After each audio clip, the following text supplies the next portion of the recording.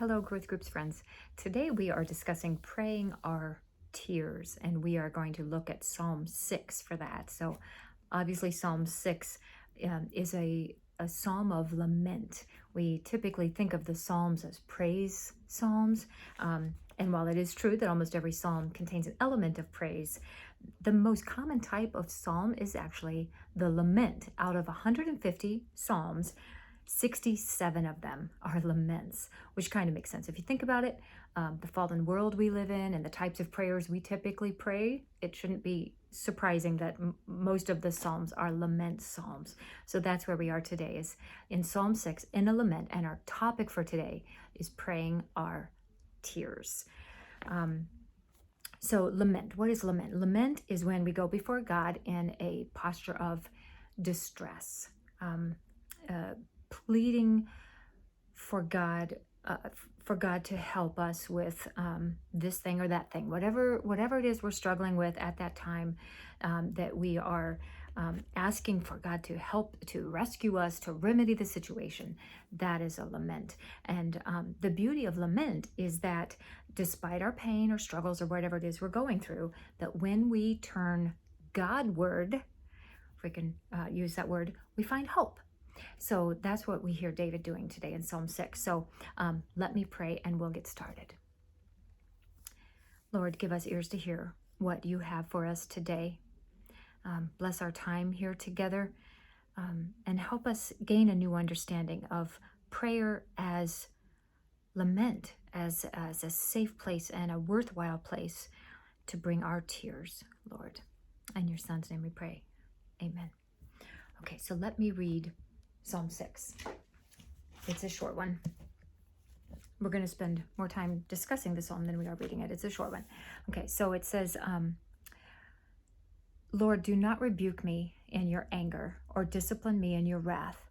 Be merciful to me, Lord, for I am faint. Lord, heal me, for my bones are in agony. My soul is in anguish. How long, O Lord, how long? Turn, O Lord, and deliver me. Save me because of your unfailing love. No one remembers you when he is dead. Who praises you from the grave? I am worn out from groaning. All night long I flood my bed with weeping and drench my couch with tears.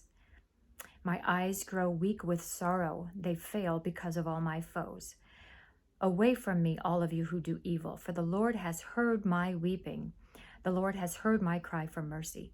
The Lord accepts my prayer. All my enemies will be ashamed and dismayed, and they will turn back in sudden disgrace. So there's a lot of unpacking that needs to happen there. But the bottom line is David is distraught. We don't know exactly why. Biblical scholars have some guesses as to what might be the situation here, but we don't really know. But he is overcome by grief. It says he's in anguish, he's in agony. It says he cannot stop crying, so hence our title today of Praying Our Tears. He is debilitated by the pain of whatever it is he is facing, and he can't see his way through. He can't see his way forward out of this. So have you ever been there? I have been there before. I assume most of you do too. Enough years on earth and you will understand this anguish or this agony. So like I said, today is called Praying Our Tears. Tears, a little bit about tears just at the outset here. Tears are a biological gift from God. They are a way, they're a physical manifestation of our emotions, and they reveal, they make what's going on the inside of us visible on the outside of us, if that makes sense. Tears allow us to express our deepest emotional and spiritual experiences. There's an emotion researcher named Jonathan Rottenberg, also a professor of psychology at the University of South Florida, and he has this quote about tears. He says, "Crying signals to yourself and to other people that there is some important problem that is at least temporarily beyond your ability to cope." Charles Spurgeon has a great quote about tears. He says, "Is it not sweet to believe that our tears are understood even when words fail?" Let us learn to think of tears as liquid prayers. Love that. And of weeping as a constant dropping of intercession, which will surely find its way right into the very heart of mercy. So that's Charles Spurgeon on tears. So the whole point of this study of the Psalms is not just studying the Psalms, but like I said, it's prayers of the heart, that God accepts all of our emotions, no matter how raw they are. Even like we heard David in Psalm 6, very raw anguish that he lays out before God. And that's the point of prayers, to bring it all, everything we feel and everything we're going through, to God.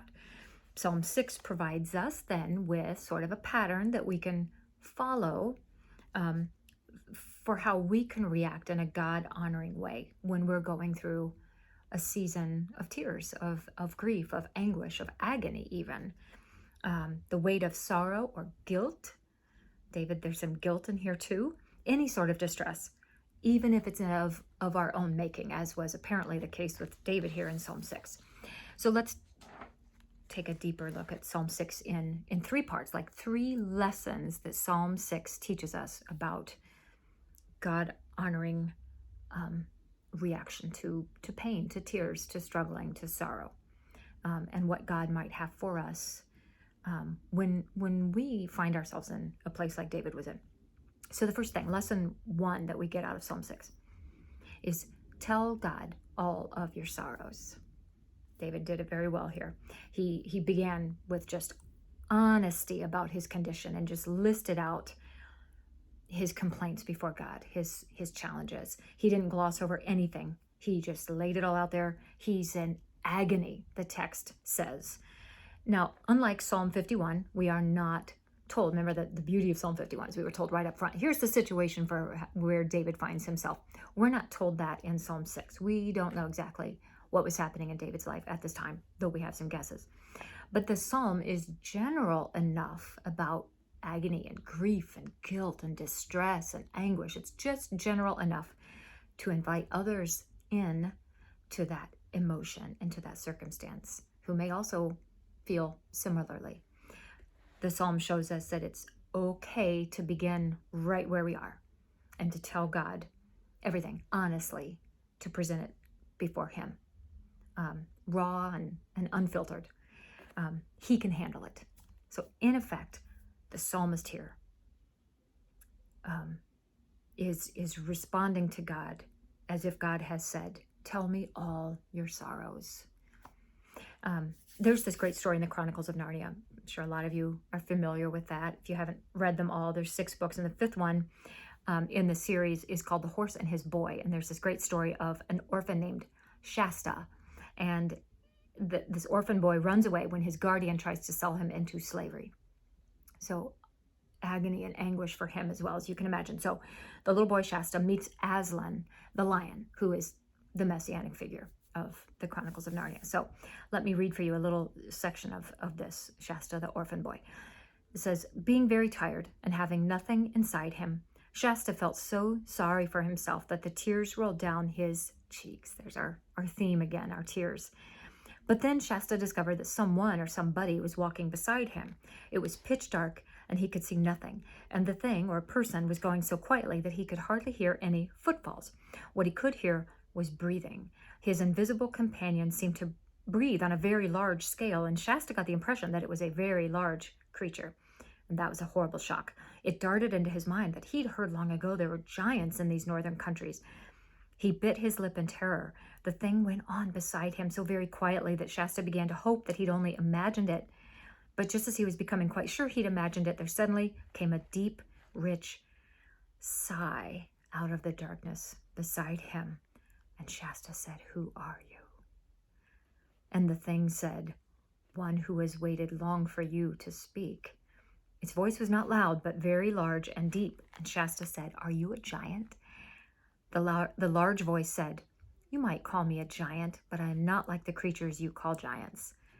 Shasta said, I can't see you at all. You're not a ghost, are you? Oh, please go away. Once more, Shasta felt the warm breath of the thing on his hand and face, and the voice said, there, that is not the breath of a ghost. Tell me all your sorrows. That's what Aslan said to Shasta. Shasta went on to list out all of his sorrows and all of the things that had befallen him. And David does the same thing here in Psalm 6. He just pours it all out before God. And something interesting to note, in this psalm, David does not plead his righteousness at all. We hear him do that in other psalms, and this one, he does not. He knows full well that he is not blameless in this situation that he finds himself in. He is guilty in some measure for the struggle he's having. So he pleads for grace, not justice. He knows himself to be somewhat, in some way, at fault, that he deserves and embraces God's rebuke and discipline, but begs that God's rebuke be done in love, not in anger, that God's discipline be in grace, not in wrath. He doesn't say, "Oh Lord, don't rebuke me." He says, did you hear it when I read it? "Oh Lord, don't rebuke me in your anger." David says, "My soul is in anguish." And so we know that this is not just physical or emotional pain David is in, but spiritual pain as well. It's pain that somehow David contributed to with his own actions. But in that understanding of discipline or rebuke from God, listen to Hebrews 12:7. It tells us that a rebuke from God is not necessarily a mark of his displeasure, but a mark of adoption. It says, "Endure hardship as discipline." God is treating you as his children. For what children are not disciplined by their father? So that's just a little aside that explains kind of how David is using this term, "Don't rebuke me in your anger." He fully expects a rebuke, but a rebuke out of love, as a father would to his son. So as I mentioned before, biblical scholars don't know exactly what the situation is, the occurrence for this lament of David's. But many of them speculate that the situation may very well have been David's grief over his son Absalom, his rebellion, and his death. So just to give you a bit of background in case that is it, because a lot of scholars think that it may be. So for those of you not familiar with that story, and I wasn't super familiar with that either, Absalom was beloved by his father David. Actually, Absalom was beloved by everybody. He was, it said, extremely handsome. He was dreamy. He was charismatic. He was all those things that make it very easy to love him and for him to get followers, which is where we get the trouble with Absalom. So everybody loves this handsome, charismatic guy. And Absalom begins to undermine his father, King David, and he usurps his authority and speaks against him to the people and gets his own set of followers and tries to set himself up as king, and even gathers up an army on his behalf and sets himself up as king. So when King David learns of this rebellion of his beloved son, he orders his troops to fight Absalom's troops, but he says, "Don't harm Absalom. Bring him back safe." So the two armies fought, and David's army won. As Absalom this is actually a little funny. I can't even deliver this with a straight face because it's kind of amusing. As Absalom was riding his mule under a tree, so he's got this, it says he's got this really thick, heavy head of hair, like fabulous Fabio hair. And it says he only cuts it once a year when it gets to be too heavy, and it weighs about 5 pounds when he cuts it. So I'm picturing him with his big hair up in a man bun, like piled up. He's been in battle. So I'm picturing it piled up in a man bun on top of his head, this big old heavy head of hair that weighs 5 pounds. And he's on a mule running, and he runs under, I couldn't make this up. This is so funny. And he's running under a tree, and he gets his big man bun caught somehow in the branches of the tree. And he's dangling there, and his mule runs off without him. And Absalom is just left dangling there by his hair, by his fabulous Fabio hair. And David's generals find him, and they, one of them at least, thrusts a javelin through Absalom's heart and kills him, despite being told not to. So when David finds out, he is absolutely distraught, just overcome with grief at the loss of his son Absalom. But David knows he did contribute to that situation through, you could go all the way back to David and Bathsheba and look at the family dysfunction that started then. And unfortunately, it just contributed David's personal failures that led to a lot of family tragedies If you want to read all that, you can. It's in 2 Samuel. But David can see that he is somewhat responsible for the way this played out. So it's grief, but it's also guilt, all wrapped up in one for David. If this is the situation, which it may not be, but scholars think this is quite possibly the situation that he's talking about in Psalm 6. And sometimes it's helpful to understand at least a possible backstory. So there you go. So whatever David's anguish is from, whether it's the death of Absalom or some other tragedy that has befallen David, he asks in faith a question that a lot of us ask when we're in a similar situation of anguish. Is he said, "How long, O Lord?" And it's significant that David's question is not if God will rescue him, but when. Not will God rescue him, but how long until he does. So that's what I mean about a question in faith. How long, O Lord? That God's clock is not set to human time. He will do things in his own time. We wish he would act according to our own timetable. That's not how it works. The second part of the psalm, the second thing we learn from Psalm 6, from David's prayer after, remember lesson 1 was tell God all of your sorrows. The second thing is put God at the center. So sandwiched here in the middle of this psalm, it's a short psalm, but right in the middle of all his expressions of anguish and grief and sorrow, right there in verses 4 and 5, is the center of the psalm. And that is where there's a hinge or a pivot point. It's how David reorients himself in the middle of his misery. He moves from his agony to God's God-centeredness, and he reorients himself there. He appeals to God's steadfast love, or hesed is another word for that, which is his covenantal promise to his people.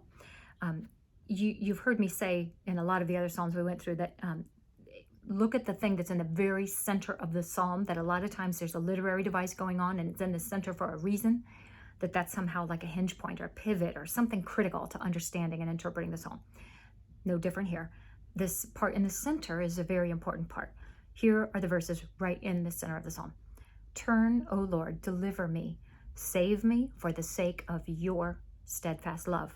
For no one remembers you when he's dead. In Sheol, who will give you praise? So let's pause right there for a few minutes to talk about Sheol.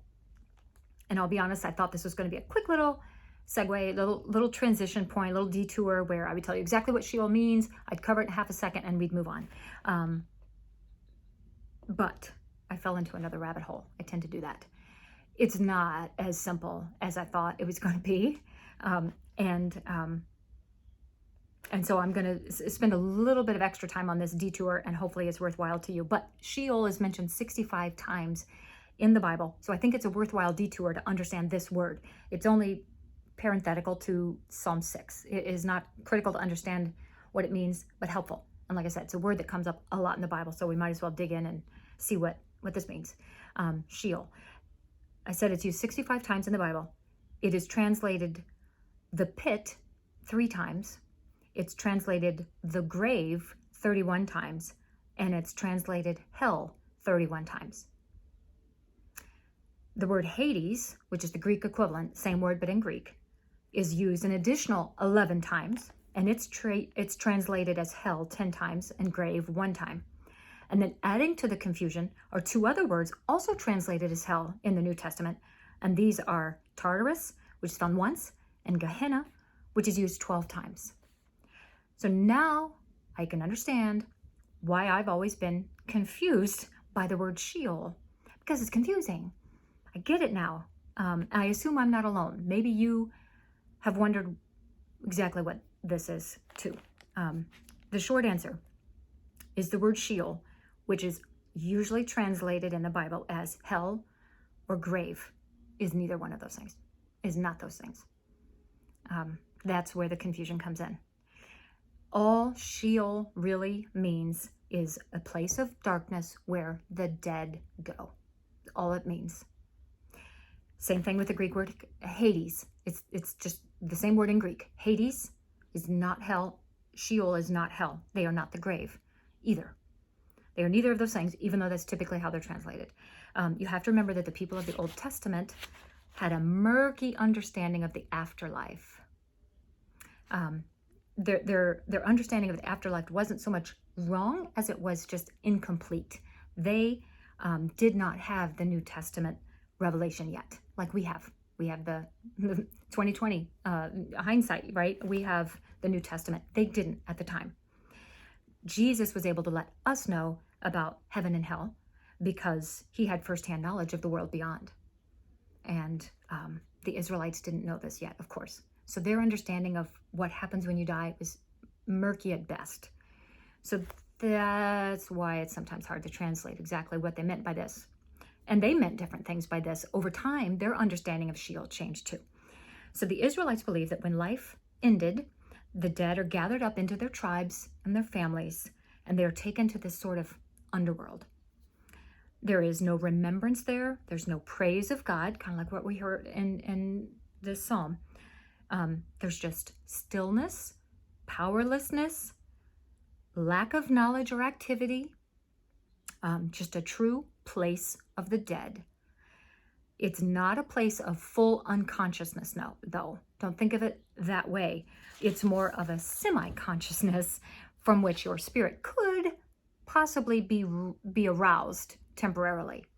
And if you want to read an really interesting example of that happening, a spirit in Sheol who is temporarily aroused, look at 1 Samuel 28, 11 to 15, and then look at Isaiah 14:9. Take a look at those verses for really interesting examples of a spirit in Sheol. Like I said, it's not fully unconscious. It's certainly not, the spirit is not dead. It can be temporarily woken. So take a look at those examples if you're interested. So this idea of Sheol did not come as God's revelation to them. It was more so them, just a natural idea that formed as they pondered what life might be like when they die. They kind of had to have some theory about it. And then later, so I mean, later as they thought more about it, they realized that both the righteous and the wicked would be there. And so they eventually kind of added different classes or categorizations of Sheol, which is where the word Gehenna comes from. That is the place where the wicked dead go. So a little bit closer to our understanding of hell is the word Gehenna. That's where the wicked dead went. So if Sheol is just the place where the dead go, then in order to be released from there, someone would have to break down the gates of Sheol. Someone would have to overcome it and shine light in the darkness. Who could that be? Of course, that's exactly what Jesus did in his descent. As we say in the Apostles' Creed each week at church, if this has ever confused you, it confused me too. So hopefully this explains what you say every week in church, if you ever wondered about it, where it says Jesus was crucified, died, and was buried. He descended into hell. The word Sheol is here. Just again, we translated hell. That's not really the right understanding. What that meant was Jesus experienced a physical death like we do.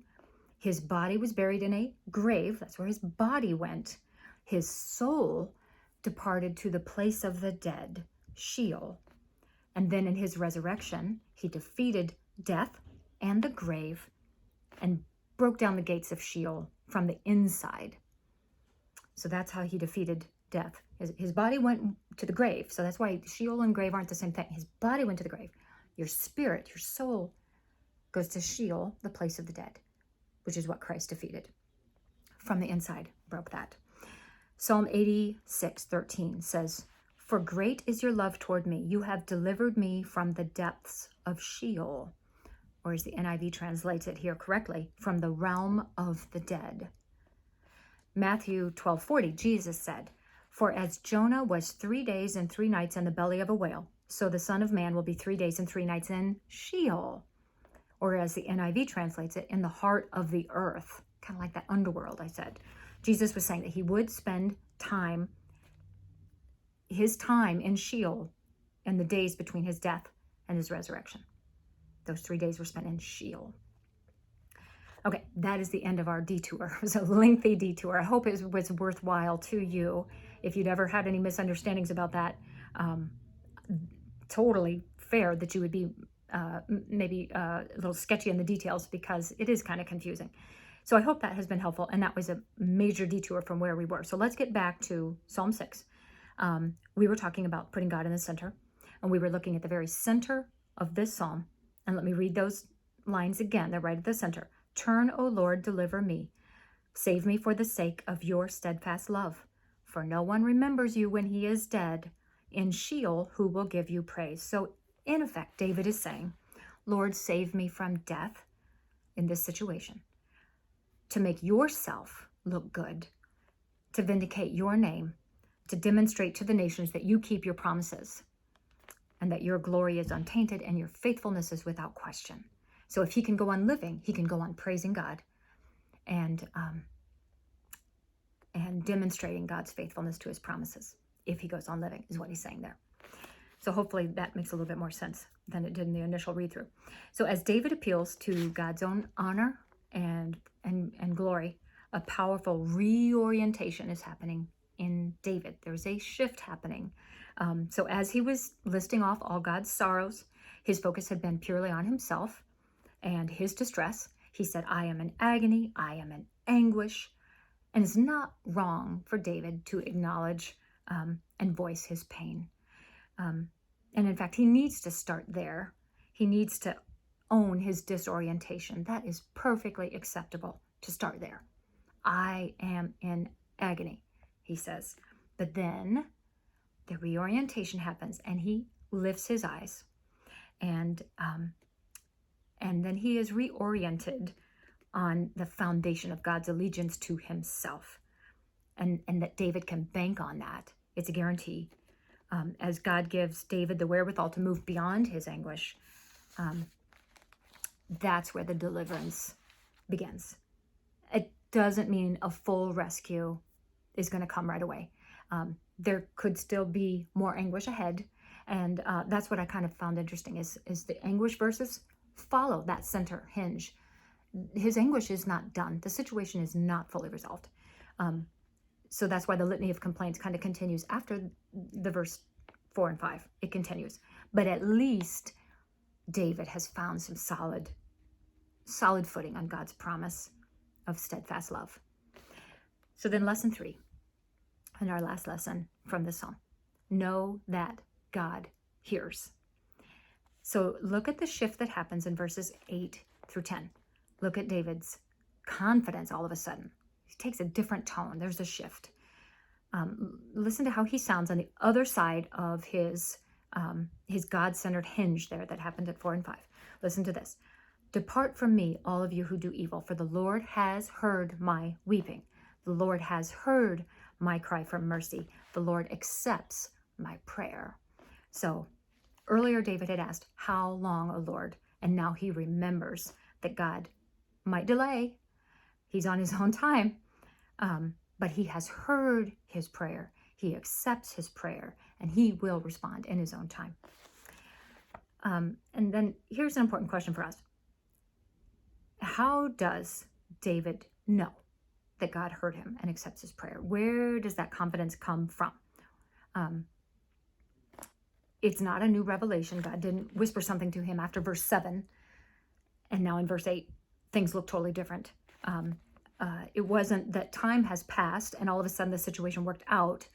And so then he kind of comes back and adds 8 through 10 after things have worked out for him. This is in the midst of his agony, in the midst of his anguish. The deliverance is still in the future. We know that because look at verses 10 and 12. Still have future tense. Will be, will turn. So things have not fully worked out for David. So where does he get the burst of confidence here that we hear him speak with? Because I want some of that, and I know you do too. Because that kind of good news is good news at any time, but it's especially welcome during those times of agony or anguish or grief or distress or a season of tears. Where do we get that reassurance? And where did that come from for David, that shift? And the answer is in the psalm itself, in the prayer itself. That the prayer reminded David of God's covenant and his commitment to his own glory. That's where this confidence and his reassurance comes from. to lament like this, to bring all of this before God, is not just an exercise in wallowing or complaining. It's not that. It's an exercise in turning Godward, we could say. You turn toward God with those things, and you address God in prayer and remember who he is and what he has promised. And that's how you reorient yourself. So the process of David praying this was an act of reorienting himself Godward and finding hope. So you might be saying, that's all well and good for David. He's king of God's very own people. He's King David. Of course, he had that kind of reassurance and knew that God was going to accept his prayer and hear his prayer. And of course, David could have that confidence. Can we have that same confidence when we bring our things to God, like King David did? But here's the thing. Yes. Short answer, yes. Not only can you have every bit as much confidence as King David had, that God hears you and accepts these prayers, but you can have more confidence than King David had, because Jesus is the total fulfillment of everything that King David was. Jesus was the fulfillment of that. All that God promised to David is promised to us in Jesus. The issue is not about how we compare to David, but how David compares to Jesus. And that's, again, not to say he will change your circumstances immediately or in precisely the way that you wish he would. Because remember, the psalm was written in the middle of the agony. The agony didn't go away. It's still there. Rescue had not yet come. So David's confidence and hope came not on the other side of deliverance. That wouldn't be very reassuring, would it? It came, his confidence came right in the midst of his agony and his anguish, as a result of him reorienting himself toward God in his lament. So today's lesson has been praying our tears, and hopefully looking at Psalm 6 and pulling out some lessons from Psalm 6 has been helpful. That in the midst of suffering, hopefully you will use prayer and a lament as a way of reorienting yourself so that you can endure whatever it is, and be confident that God hears you, and he loves you, and he is for you, and he will be with you as you walk through your struggles. So I will pray, and I'll release you to your small groups. God, during those times when we ask you, how long, O Lord, when we cry buckets of tears like David did, let our tears be liquid prayers, like Spurgeon called them. Let our tears be an outlet and a cry for mercy that reaches your ears, Lord, and helps us orient ourselves toward you in our sorrow. Help us remember your promises to never leave us or forsake us, that you will respond even though rescue may not come immediately, that you hear us and you will respond in your time. Remind us, Lord, of the hope that we have when we turn Godward. And in your Son's name we pray. Amen. Thank you, friends.